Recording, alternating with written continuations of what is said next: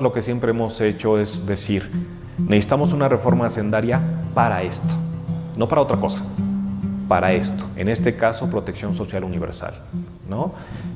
¿Por qué? Porque nos conviene a todos, ¿no? O sea, difícilmente podemos pensar en algún mexicano al cual no le convenga un piso básico de seguridad social o de protección social, ¿no? Que es mucho más amplio que la seguridad social. Entonces, así es como lo hemos ido planteando, y porque también consideramos que, dado este problema de credibilidad y de estratificación en el que vivimos, esa es una ruta viable.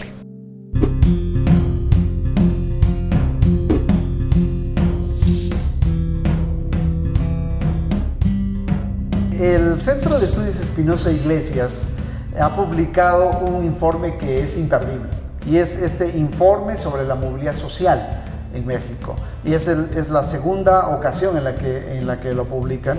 Y quisiera, Roberto, que de manera muy breve, muy sucinta, nos dijeras cuáles son las cifras más destacadas que llaman la atención y que tendríamos que poner atención sobre este informe.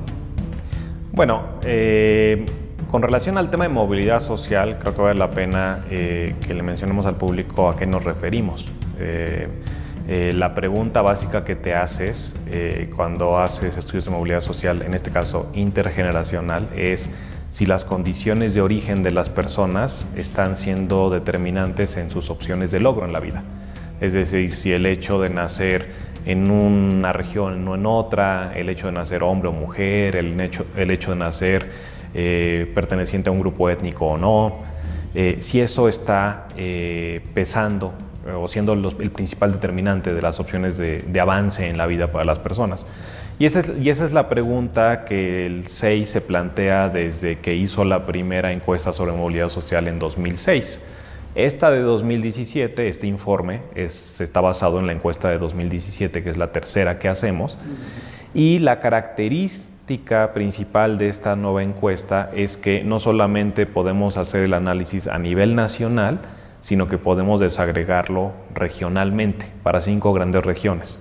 Entonces, regresando a tu pregunta, si yo tuviera que mencionarte los datos principales que se reportan, es, por un lado, si nosotros tomamos a la escalera social mexicana y la dividimos en 5 niveles, aquellos que nacieron en el primer escalón, en el nivel más bajo, prácticamente 3/4 partes de ellos no van a lograr superar la pobreza, o no lograron superar la pobreza, porque es una encuesta en retrospectiva.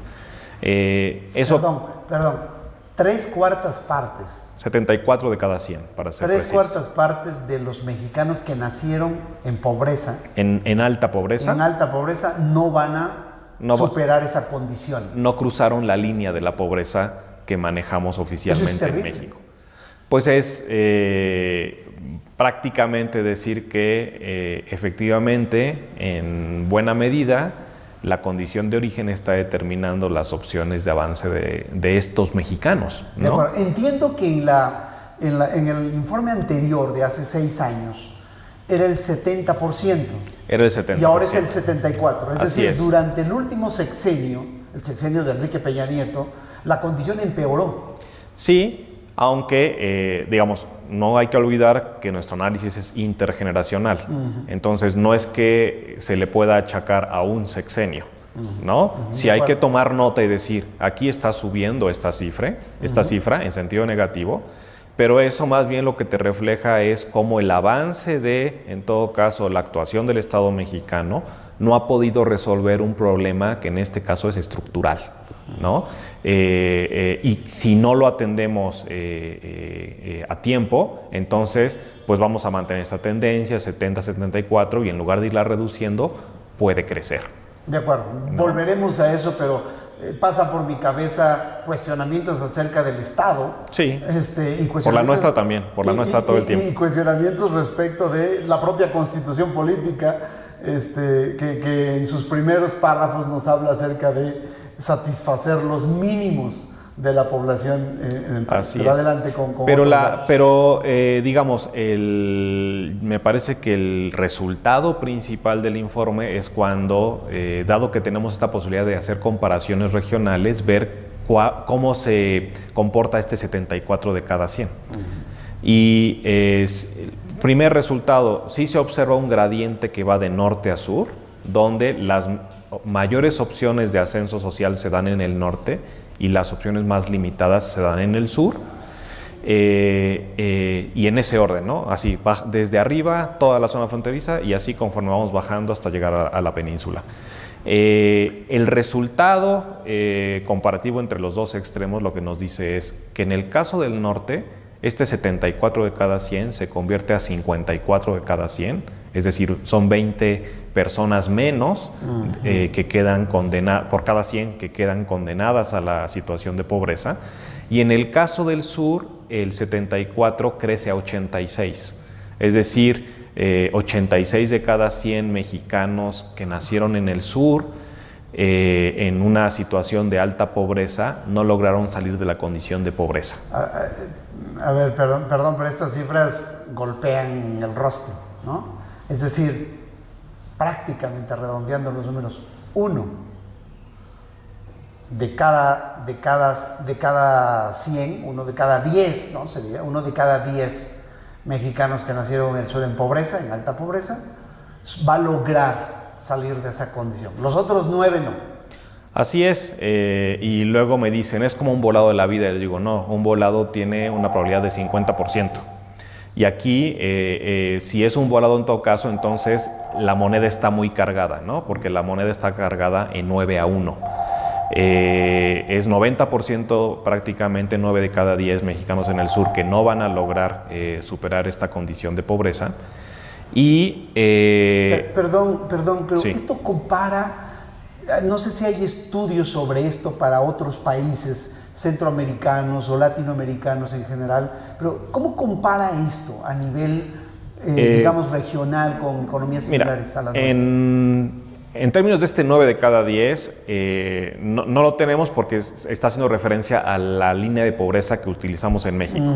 Pero digamos, si solamente tomamos de los 5 escalones y vemos qué proporción de los que nacen en el primer escalón se quedan en el primer escalón, es decir, nació en el 20% más bajo y se quedaron en el 20% más bajo, en el caso mexicano a nivel nacional es prácticamente 49 de cada 100, es decir, que se quedan en alta pobreza, 49 de cada 100, la mitad.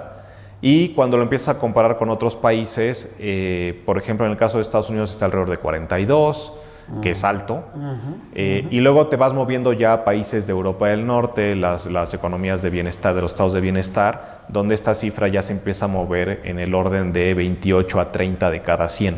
¿Sí? Es decir, si nosotros queremos calificar a México en términos de movilidad social ascendente desde la parte baja de la distribución, México es un país de baja movilidad social.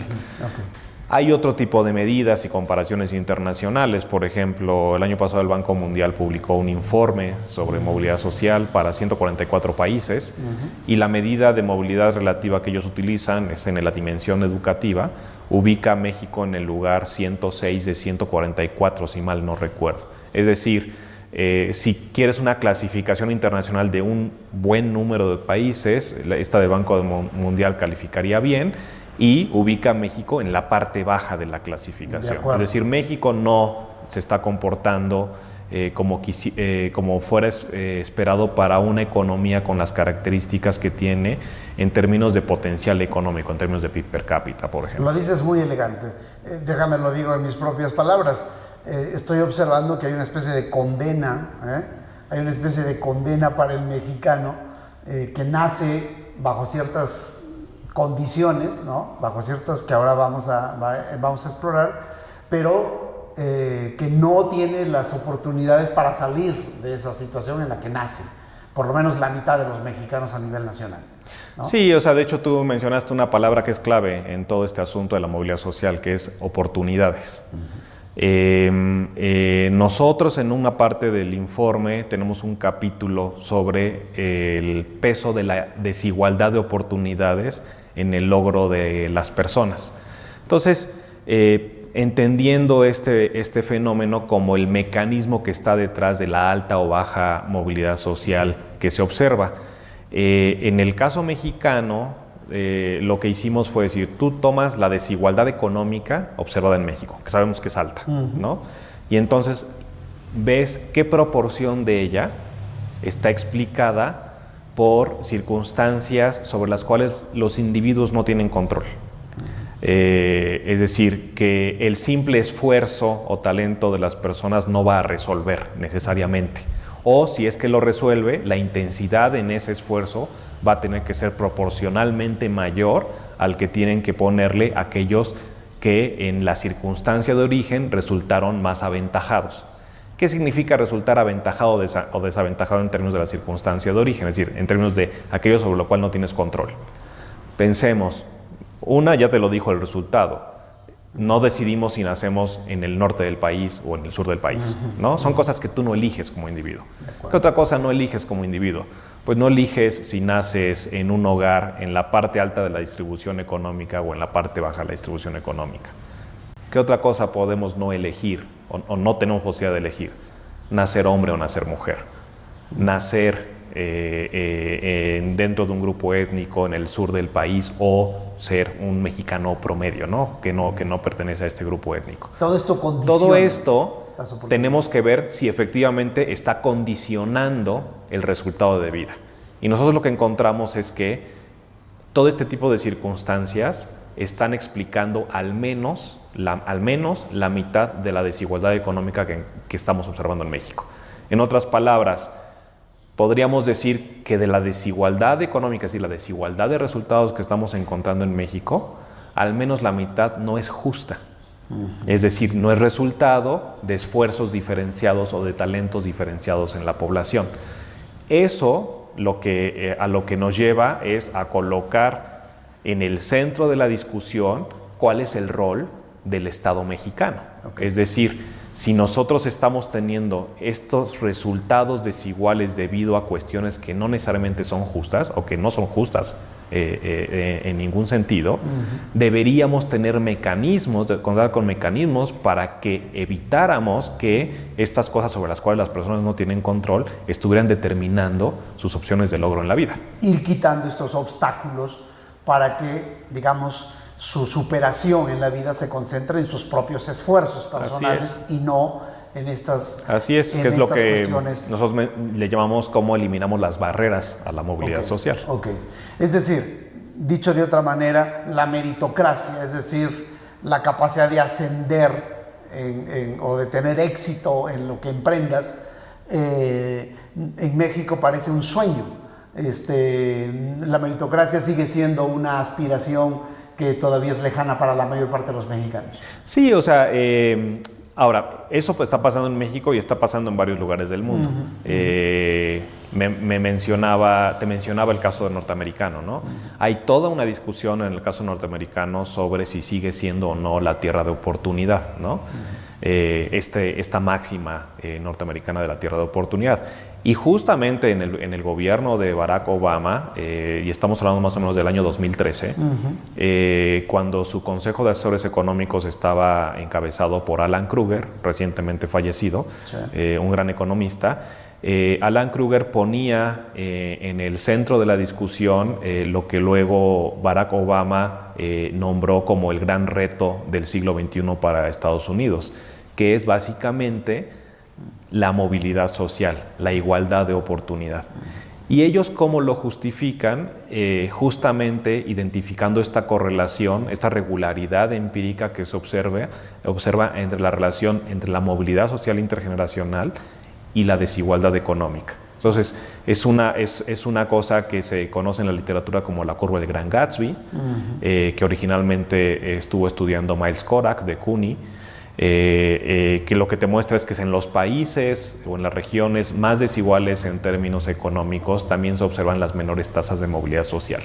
Entonces, cuando tú lo piensas en términos de mecanismo, tú lo que tienes que pensar es si las distancias de arranque para las personas con relación a otras personas son muy grandes, entonces el esfuerzo para poder alcanzar al menos a otros que están ahí en la carrera de la vida, va a ser necesariamente mucho mayor, ¿no? Ahora, si arrancas muy, muy lejos, no importa la cantidad de esfuerzo que le pongas, que va a ser prácticamente imposible que te niveles, ¿no? Dada la lotería de la vida que te tocó, que fue arrancar en la parte baja de la distribución. De acuerdo. Ahora, si arrancas en la parte alta de la distribución, pues los efectos también pueden resultar negativos, porque el incentivo a esforzarse no necesariamente está dado, ¿no? Entonces, este tipo de desigualdad, la desigualdad de oportunidad, no solamente tiene efectos en términos de injusticia social, sino que tiene otros dos tipos de efectos al menos. Uno tiene que ver con cohesión social,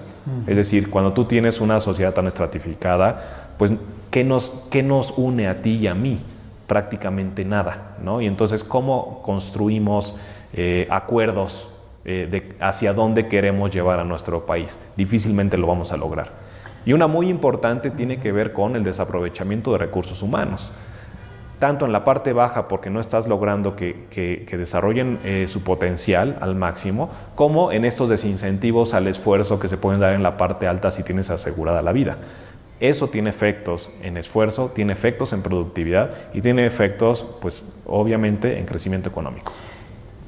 Esta falta de, y alguna vez se lo pregunté a Juan Villoro en otra entrevista, esta falta de cohesión social por esto que hemos hablado ya, por esas terribles desigualdades e injusticias sociales que existen, explican en alguna medida esta desidia que hemos visto en el mexicano por modificar digamos, su entorno, su gobierno, los asuntos públicos del país, porque durante años hemos tratado de explicar por qué el mexicano no participa, por qué el mexicano no se expresa sobre los asuntos que le importan o que le deberían importar.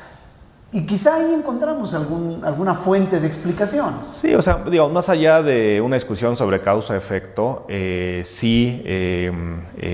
un primer punto es el que te acabo de mencionar, que es cómo tu ventana aspiracional cambia completamente si el origen está determinado tu destino. Entonces, esa ventana aspiracional resulta muy reducida. Eso puede generar en parte esta desidia a la que tú haces mención. Otra manera de verlo es esta falta de interés en los asuntos públicos puede estar reflejando también esta incapacidad que tenemos como mexicanos, dada esta estratificación en la que vivimos, para lo que te decía, llegar a acuerdos, porque las funciones objetivo de la población pueden ser muy distintas. Entonces, a lo mejor aquí en Delegación Benito Juárez o aquí en Delegación Coyoacán estamos discutiendo de cosas, de asuntos públicos que nada tienen que ver con la realidad de la gente que está en la zona sur o zona norte de Oaxaca, en la parte sur de Veracruz, etcétera, ¿no? Ahí es donde tú encuentras estos quiebres, claro, o estas desconexiones sociales, donde entonces el reto es restablecer un parámetro de discusión sobre el cual queremos construir, tomando en cuenta estas grandes diferencias.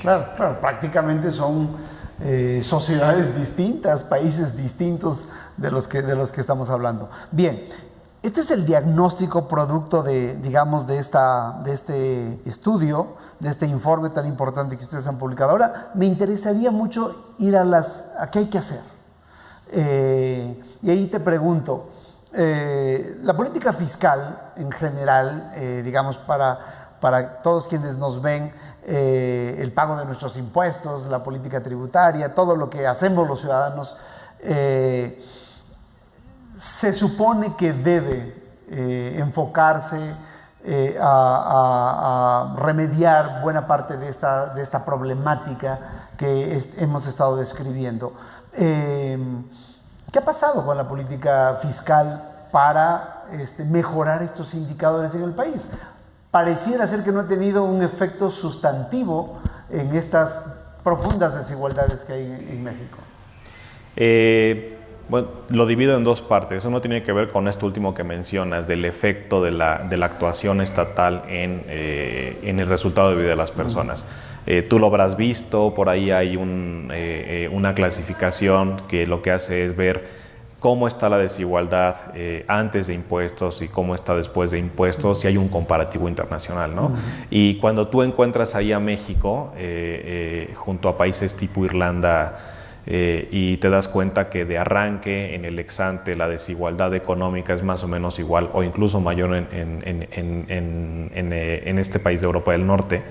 Y después de la actuación del Estado te das cuenta que México está prácticamente en el mismo lugar donde estaba antes del cobro de impuestos. Y el caso irlandés hace que la desigualdad se vaya más o menos, no sé si a la mitad, pero sí al 60% de con la que habían arrancado. Entonces te das cuenta que el Estado, por más ganas que le esté echando, no lo está logrando.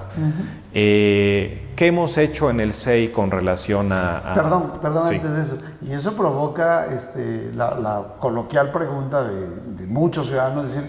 ¿Dónde quedaron mis impuestos? ¿Dónde quedaron mis impuestos? ¿Y para qué los pago? Claro. ¿No? O sea, digo, si yo no estoy viendo un resultado tangible en mi entorno, ¿qué sentido tiene? Claro, eso tiene implicaciones de economía política, que son el tipo de problemas al que nos enfrentamos justamente ahora, ¿no? De acuerdo. Es decir, cómo generas credibilidad en la población cuando le dices vamos a cobrar más impuestos. Así es. ¿no? Así Ese es un problema que se tiene que resolver, así ¿no? Me platicabas del SEI. Pero el SEI lo que ha hecho es...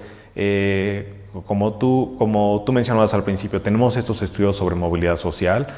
Tenemos dos momentos clave en el ciclo de producción del SEI. Uno es en el momento de una elección federal, generamos un producto que es de propuesta de política pública, lineamientos generales de propuesta de política pública, y en un siguiente momento lanzamos el informe, un año después lanzamos el informe de movilidad social, que es el documento de diagnóstico sobre la problemática a la que nos vamos a enfrentar en los próximos años. Eso lo hemos hecho dos veces, en 2012 propuesta de política pública, 2013 informe de movilidad social y ahora otra vez, 2018 propuesta de política pública, 2019 lanzamiento del informe de movilidad social.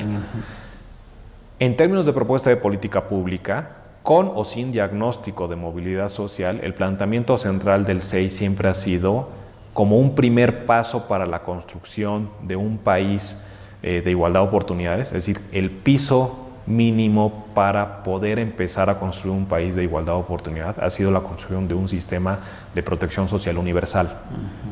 Y ese es el sentido que le damos a la necesidad de una reforma hacendaria. Entonces decimos, requerimos de una reforma hacendaria para construir un sistema de protección social universal. Hay otro tipo de pilares universales que hemos planteado, que ha sido, por ejemplo, el pilar de la educación o el pilar de la salud, que se puede entender como uno de los componentes de protección social. Sí. También hemos tocado el sistema financiero, pero siempre colocamos como primer paso el de protección social, porque el de protección social es un instrumento que te toca prácticamente a lo largo de toda tu vida, tanto al inicio de tu vida como en las transiciones que se dan en la vida, por ejemplo, de la escuela al trabajo, o luego del trabajo a la salida del trabajo, ¿no? Entonces, si nosotros lo que queremos evitar es que choques adversos que se dan y que son comunes en economías como la nuestra, choques adversos tengan efectos en su intensidad diferenciados por la propia condición de origen de las personas. Entonces, ahí es donde empiezas a pensar en problemáticas del día a día en el caso mexicano, como por ejemplo la dualidad en el mercado laboral, formales e informales, formales con cierto tipo de seguridad social, informales con una seguridad social pues no contributiva, de una calidad completamente distinta, ¿no? Y como estas condiciones no solamente suceden a lo largo del ciclo de vida de una persona, sino que esta persona esa misma condición la transmite a sus hijos y sus hijos a su vez a sus hijos. Entonces, todo choque adverso en su intensidad resulta mayor para los más vulnerables, que son los que están partiendo de la parte baja de la distribución. Por eso y son la los importancia de la seguridad social. Por eso la importancia de la seguridad social. Que sea universal. Sí. Y ahora, esto implica la formalización. Eso implica romper con la dualidad en el mercado laboral como uno de los objetivos, ¿no? Es decir, no podemos tener a la proporción de población que tenemos actualmente en la informalidad con toda la pérdida de seguridad que eso implica, es decir, todo el riesgo que eso implica. Y perdón, y a su vez esto requiere una reforma hacendaria. Requiere de una reforma hacendaria profunda, y ahí es donde regresamos a la discusión de economía política a la que tú hacías mención de, ¿y la gente cómo va a creer esto? Entonces nosotros lo que siempre hemos hecho es decir, necesitamos una reforma hacendaria para esto, no para otra cosa, para esto. En este caso, protección social universal, ¿no? ¿Por qué? Porque nos conviene a todos, ¿no? O sea, difícilmente podemos pensar en algún mexicano al cual no le convenga un piso básico de seguridad social o de protección social, ¿no? Que es mucho más amplio que la seguridad social. Entonces, así es como lo hemos ido planteando, y porque también consideramos que, dado este problema de credibilidad y de estratificación en el que vivimos, esa es una ruta viable de negociación. El nuevo gobierno, Roberto, el nuevo gobierno ha planteado una serie de programas de carácter social que son ayudas a diferentes grupos vulnerables de la sociedad. Y en estos 5 o 6 meses de gobierno se han estado, digamos, promocionando de una manera intensa, hechas por el mismo presidente de la República. Sin embargo, lo que estoy escuchando ahora tiene que ver con algo distinto. Tiene que ver con construir una red de protección social universal para toda la población, digamos, combatiendo la informalidad, y para eso construyendo una reforma hacendaria que no hemos visto todavía, ni está planteada en los planes del nuevo gobierno, por lo menos no en el corto plazo. ¿Qué es lo que piensas respecto de estas primeras acciones del gobierno en la dirección que está señalando, está señalando el SEI? En términos del planteamiento original durante la campaña electoral del presidente López Obrador, sí se hablaba de la universalización de los sistemas, ¿no? Y en particular de seguridad social. Hay un primer paso que tiene que ver con el programa de pensión universal. Ahí el gran reto, en todo caso, es cómo lo haces parte de un sistema integral y no como un programa, y cómo lo haces sostenible en términos financieros. Luego, otro tipo de acciones que se han ido tomando son, por ejemplo, cosas muy llamativas como lo de estancias infantiles, ¿no? Que si tú lo piensas en términos de mecanismos de protección social, debería ser un componente de eso, ¿no? Entonces, digamos, ahí el discurso es una cosa, lo que está sucediendo no necesariamente se corresponde con el discurso. Hay un planteamiento de reforma hacendaria, no necesariamente nos están diciendo para qué va a ser esa reforma hacendaria, que es algo que nosotros siempre hemos dicho, una reforma hacendaria para protección social universal, pero nos están diciendo que nos esperemos 3 años. Nuestra preocupación en todo caso en ese sentido sería que dentro de 3 años no estén dadas las condiciones, ya no sea para la construcción de un sistema de protección social universal, sino para una reforma hacendaria en sí misma, claro, que sea justificable. Las condiciones políticas, que sea justificable en términos de para qué la necesitas y no necesariamente para empezar a tapar hoyos, ¿no? Que son a los que nos enfrentamos todos los días. Entonces, yo te diría que lo que uno espera de un planteamiento de un gobierno que lo que plantea es un cambio en la estructura, que es lo que está planteando el presidente desde que estaba en la campaña, vaya en sentido progresivo ese cambio, es decir, que efectivamente se generen las condiciones para que la población más vulnerable esté en condiciones de poder avanzar en la vida, y entonces sí tendríamos que estar diseñando una reforma hacendaria que, si se acompaña de instrumentos tipo el que yo te planteo, efectivamente sería progresiva.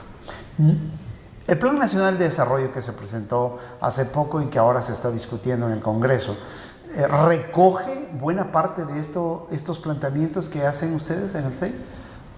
Bueno, desde la campaña había este planteamiento, ¿te acuerdas por ejemplo, del PGenomics? Creo que en la segunda versión del PGenomics, o sea, en la parte 2 del PGenomics, incluso estos gráficos que nosotros ponemos de la mitad de los que nacen en el primer quintil se quedan en el primer quintil, eso viene en el PGenomics, ahí está. Ahora, en términos del Plan Nacional de Desarrollo, Por ahí tienen una frase a la que hacen en las nubes que tienen en el anexo, en lo que está definido como anexo del Plan Nacional, sí hacen referencia a esto de los 7 de cada 10. Okay. ¿No? Digamos, en términos de diagnóstico lo recogen o hacen mención a los problemas para superar pobreza si la condición de origen es urbana o rural, ¿no? Ese tipo de cosas. Eso está ahí, pero yo creo que un Plan Nacional de Desarrollo, en todo caso, la pregunta sería si está recogiendo esta idea que nosotros tenemos de protección social universal para la movilidad social, pues no necesariamente. Ahora, ellos gobiernan y ellos deciden sobre qué construyen los objetivos. Ellos están planteando el eje sobre inclusión social. Y en términos conceptuales están planteando el problema desde el punto de vista de derechos, nosotros lo estamos planteando desde el punto de vista de oportunidades. Pareciera que ahí hay una disyuntiva en términos de la discusión conceptual entre derechos y oportunidades. Yo no veo esa disyuntiva, me parece que son consistentes entre los dos. Lo que nos preocupa es que, en todo caso, que se entienda que los derechos los puedes garantizar independientemente de lo que suceda con la economía. Y eso no necesariamente es así. Es decir, tú tienes que generar las condiciones para que ahora sí esos derechos los puedas hacer efectivos, ¿no? Pero tú no puedes hacer derechos efectivos sobre algo inexistente, ¿no? Entonces, el gran reto que tiene este gobierno, si es que su planteamiento tiene que ver con garantizar derechos, es que esos derechos estén ahí presentes para que la gente los pueda ejercer. Y segundo, que esos derechos, y ahí es donde está nuestra discusión sobre igualdad de oportunidad y creo que se hace complementaria, es que esos derechos te permitan no nada más mantenerte a flote por arriba de cierto nivel de vida, sino que te permitan construir una sociedad que sea fluida socialmente, donde las condiciones de origen, de ventaja o de desventaja, no resulten determinantes en tus opciones de logro. De acuerdo. ¿Les han llamado del gobierno federal para intercambiar puntos de vista sobre esto en particular, sobre sus planteamientos? Sobre este informe en particular no, pero pues acaba de salir, ¿no? No sé si nos vayan a llamar. Sobre otras cuestiones, sí, digamos estos 5 meses. Digamos, ha habido cierta comunicación, siempre cierta comunicación, tú sabes cómo es México, o sea, siempre tienes a alguien que te conoce y alguien que tú conoces, y entonces se establece un diálogo. Con quien se ha establecido al menos un primer diálogo ha sido con la Secretaría del Trabajo. Eso lo hicimos ya público a través de una reunión que tuvimos en el Colegio de México, coorganizada entre el colegio y nosotros, sobre jóvenes construyendo el futuro. Sí hay cierto contacto. Nosotros quisiéramos que el contacto fuera mayor y más fluido, y en unas condiciones donde se reconozca la independencia del centro y nosotros reconozcamos que ellos son los que están gobernando, ¿no? De acuerdo. ¿Cuál es tu expectativa sobre este tema de movilidad social? Yo mencionaba que los indicadores de hace 6 años y los indicadores de ahora, pues prácticamente están allí. No hemos avanzado, en el mejor de los casos, ¿no? Y con los planes dibujados en este último semestre por parte del nuevo gobierno, ¿cuál es tu expectativa hacia los próximos años en relación a cambiar de manera estructural los factores que están incidiendo en esta bajísima movilidad social en México? Mi expectativa tiene que ver con lo que observas en términos de posibilidades de cambio de estructura. Es decir, si tú has tenido una política social que no te ha resuelto el problema de la pobreza, de la desigualdad, de la movilidad social, entonces la pregunta es, ¿por qué no nos la ha resuelto? Y si tú identificas que no nos la ha resuelto por el tipo de instrumento de política que utilizas, entonces deberías estar cambiando eso, no el nombre del instrumento, sino la estructura misma de la política pública. Y cuando yo empiezo a ver, y a lo mejor eso tiene que ver con cuestiones legales de cómo está diseñada la administración pública, pero cuando yo empiezo a ver cuestiones como otros programas, vuelven a ser programas. Entonces, en ese sentido, yo no he visto ningún cambio estructural, ¿no? Hay rompimientos, Hay rompimientos con estructuras, con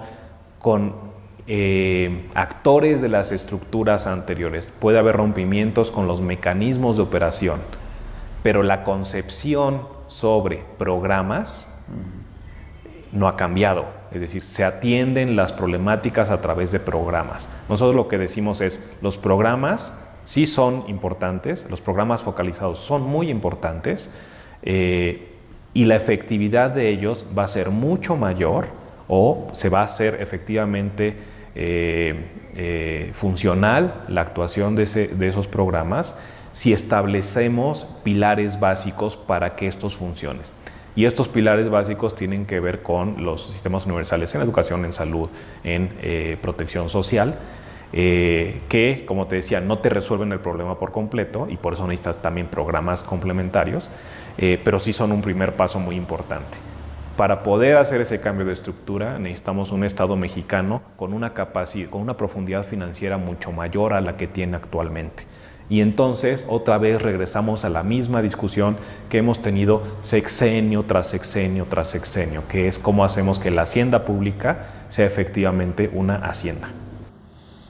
Bueno, y para ir cerrando, y lo que hemos visto en estos últimos días, esta discusión que hay acerca de los recortes en el presupuesto público, etcétera, etcétera, pues pareciera ser que el tema de la reforma estructural de la hacienda pública, que tanto se ha dicho a lo largo de tantos años, pues sigue pendiente, y probablemente seguirá pendiente, por lo menos bajo esta concepción, durante buena parte de este sexenio, si es que... Digo, se supone que vamos a tener una a la mitad del sexenio. Veremos. En términos de la construcción de sistemas tipo los que nosotros estamos planteando, sobre todo de protección social universal, tampoco vamos a ser ingenuos y pensar que eso tú lo puedes construir en 1 o 2 años. Digamos, tú te puedes poner un planteamiento como país para poder absorber los costos de la transición de 12, 18 años. Es decir, de por sí vamos tarde, pues tampoco vamos a empezar a tropezarnos. Se puede planear en ese sentido, pero tiene que haber señales claras de que ese es el camino es el camino que queremos recorrer como país. Hoy no hay señales claras. Hay señales claras en términos de la intención, no hay señales claras en términos de la posibilidad de hacerlo si no asumimos que primero, tenemos que resolver el problema de la construcción de sistemas desde un punto de vista técnico de una profundidad importante, y por otro lado tenemos que hacer posible la instrumentación y la construcción de estos sistemas a través de la mejora de las condiciones de la hacienda pública mexicana.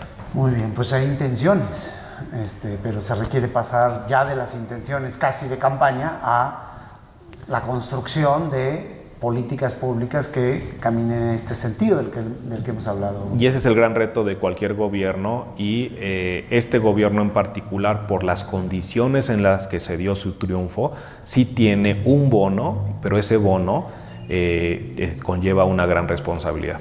Y sí estamos en un momento donde lo que se espera de un gobierno como el que encabeza el presidente López Obrador construye el camino de esta transición más suave que disruptiva que requiere el país.